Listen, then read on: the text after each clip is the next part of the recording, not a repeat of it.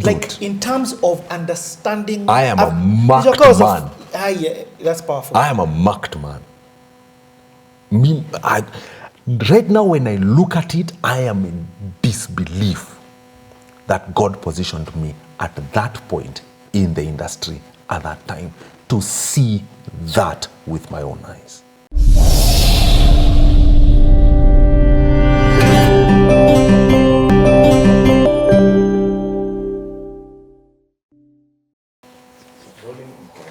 I can continue? Yeah. Okay. So for you, this thing, like, it was natural? It was just naturally flowing for me. So remember, we used to live in industrial area, we're in Thika, now we are back in industrial area. So those 2 months after DJing, I am now hanging out with these guys I used to play with when they were kids. Is that making sense? So now I'm now 19, we've come back to industrial area. So these people who we were kids with are now grown up. This part is very important in my story. I met this guy, when we were kids, we used to call him Daddy. But now, he's all grown up. He's just like a year or 2 years older than me. I meet him, guys call him Pion. So I meet this guy, I meet Pion, and Pion, now this is during the 2 months break before I enter my music production. So I meet Pion. So when I meet Pion during this 2 months break, I meet this guy who's saved, but he's not too churchy. He's not religious. Is that making sense? Son. And Pion does something that is very interesting to me. Pion says, oh, you like hip hop? Yes. I have 2 albums I want to give to you. Gives me 2 albums. He gave me The Truth's first album and a Great album. Okay. So I go home and I put that The Truth album. And I'm listening to The Truth. And I'm going like, this guy is a sick MC. Like a really, really sick MC. And I'm here wondering, why would a sick MC like this rap for Jesus? I really struggled with that thing. But I would hear his conviction in his rap music. You know, and the reason that The Truth album identified, what is the name of that album? The Truth, it was his first album, and that name is skipping. The Truth is born and raised in a Christian home, just like me. So he's there rapping. I've never been in jail. I've never done this. I've never smoked weed. That is my life. He's singing my life to me because I'm listening to him and I'm like, this is my life. I have not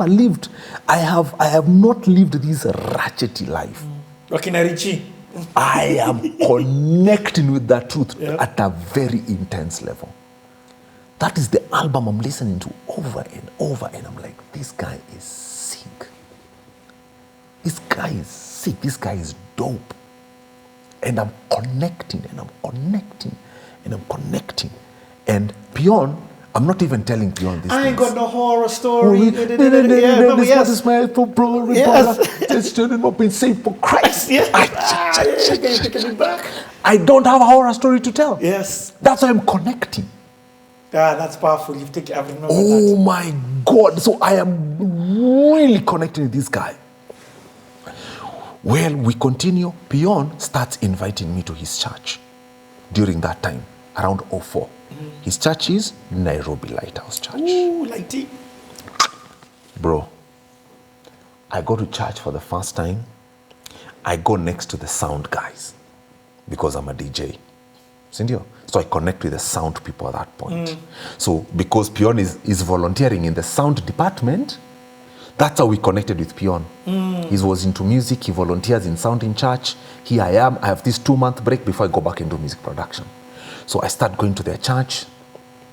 And I remember the first time I went to that church, 3 things stood out to me. That church sounded amazing. Because I work at Homeboys, I know how Homeboy sounds like. I'm now in this church. This church sounds like money. They sound awesome. 2, I really wanted to learn the guitar. The lead pastor there Don Mathini, plays the guitar. Rebecca Dawn's daddy. Rebecca Dawn's dad. And I'm like, man, I love this. I love this. And then third, beautiful women. That church had beautiful women. And I remember the first day that service ended, I asked Pion, all these girls are saved? Because my environment is not surrounded by saved girls. Yeah. But I'm here looking, because that church was a 3,000-seater. Yep. And majority of it is young people. And I'm like, all these shores are living for Jesus. Because me, I'm just there staring at bats. When again, me, I'm just out there like, my God. All these bats belong to God. You know? I am like, Jesus. See, Richie, I am completely like, this environment can't be realistic. So I go there. I'm not making any meaningful relationships there because the only person I know is Pion. So I go to church for 4 reasons. Pion, sound, guitar, bats. So I do that for 2 months. Then I go back to Homeboys to do my music production class. Guess who is my lecturer during my music production? Eric Mosioka. At that point, Mosioka is not as big. Yes. But I go like, this guy is gifted, man. But when Mosioka, during those 2 months I'm doing my music production, or 2 or 3 months, I meet another guy there, RK. And I RK was recording a song for Monique. And I remember, Monique is hot. I'm like, what? This young Chile here. Guess what happens that same year? What? We are with that same year, 2004. Sema, they are recording their album. You were there? Bro. When there was a song, there were Sema guys who were recording, and they were saying, yeah! And we were called in the studio to say, yeah! If it's not a Sema song, it's a Monique song. Yeah. It's one of those. But I remember seeing those guys there. Man, and I'm like, man, these guys, their dreams are coming true, man. Okay, wait. That is 204. No, we can't. Don't even. I am not rushing it. I'm just telling you what I'm seeing in front of my eyes. Yani, that is insane. During that time, I am seeing Mr. Googs and this other guy, and they recorded a very nice banger. Vinnie Banton. Vinnie Banton, they recorded a very nice banger. Not Wasi, just after Wasi a few songs later. There are some songs they did with Ogopa, and then there are some that they did with Mosioka or RK. One of those two, and I can't remember that banger. So your teachers were... They were working there. And RK? No, RK was not my teacher, but Mosioka was the primary teacher, and there were some two other guys. Do you know, you were taught by the best? Dude. Like, in terms of understanding... I am a marked man. Yeah, that's powerful. I am a marked man. Right now, when I look at it, I am in disbelief that God positioned me at that point in the industry at that time to see that with my own eyes.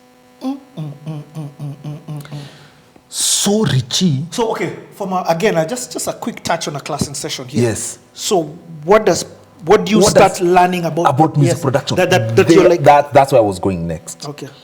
During that phase, now you see, I've learned those things as a DJ. Now my mind starts to break down what I am hearing.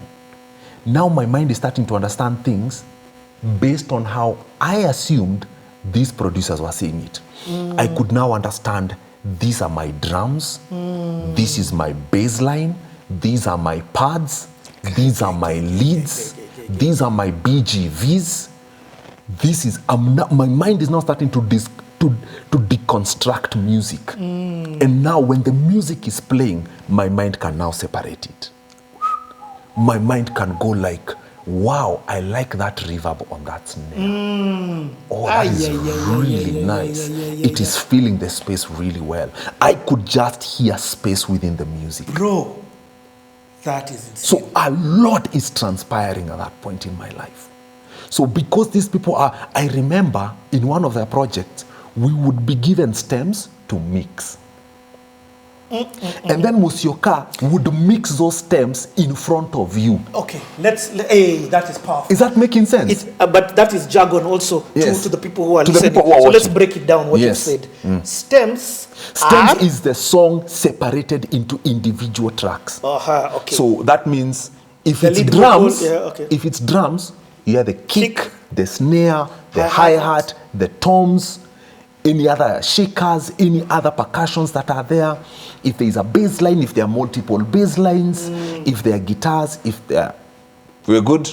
Yeah, we're good. If there are multiple sounds, if there are multiple guitars, if there are keys, if there are multiple of them, if we have BGVs, high voices, mids, like altos, tenors, and basses, the main artist, first harmonic, second harmonic, just understanding all these things. So what you've told guys is all of these are individual things recorded that make up the whole song. That now are mixed to make a whole song. So when you're given the stems, let's say that stems, Yes. now explain to them Yes. what then is mixing.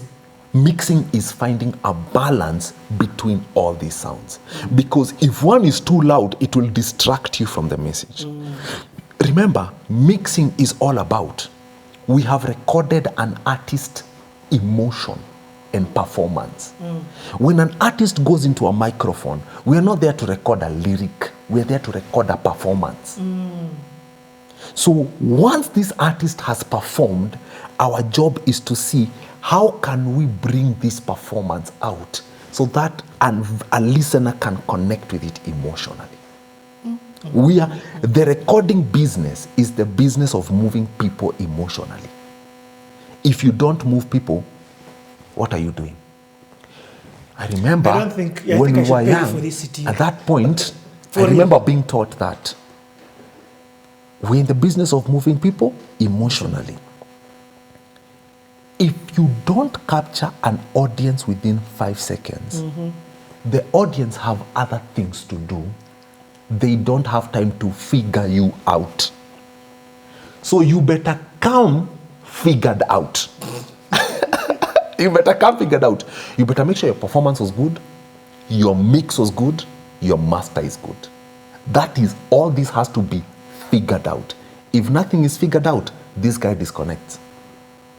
You know, your story, you started from back in the days of thingy, Yes. Where there was one TV station, Yes. and one radio station. Yes. You get, there was not the element of choice. Element of choice, yes. The element of choice has moved the consumer to Yes. become a god, small g. Very true. What that means is they watch what they want, when they want, Wow. for how long they want.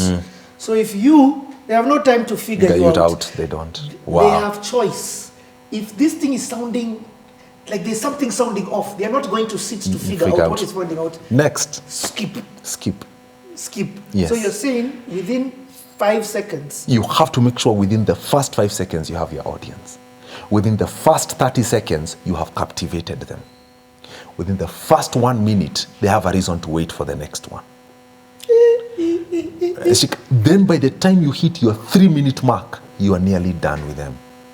So that's why commercial songs are between 3.5 minutes there to 2.5.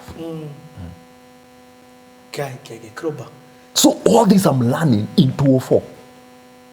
All this is being unpacked. So you are saying in 04. Musioka now comes, he gets those things, and he sits there and he's mixing in front of you. So he's showing you the technicality now. Musioka is bloody good. He's But with him communicating, he was using terminologies. At that point, my mind didn't have capacity to understand. He was saying you EQ.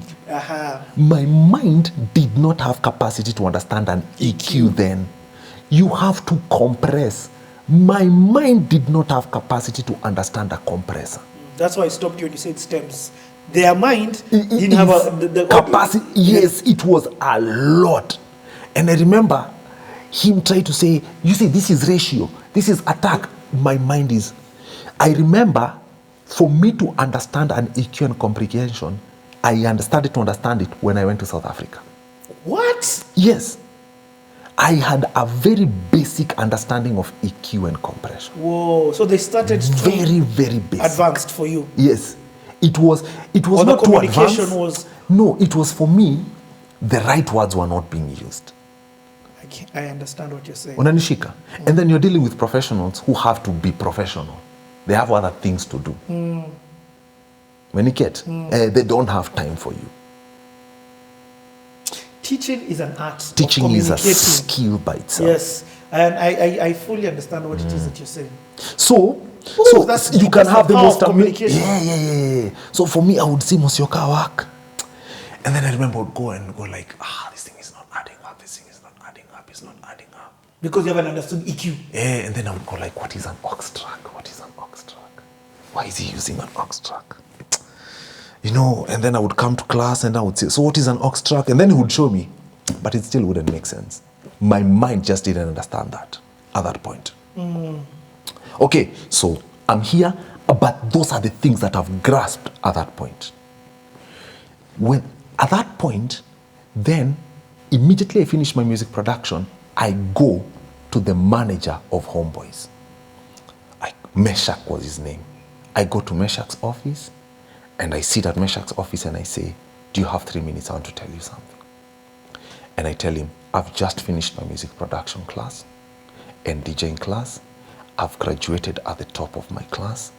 I want you to take me in for internship here at Homeboys.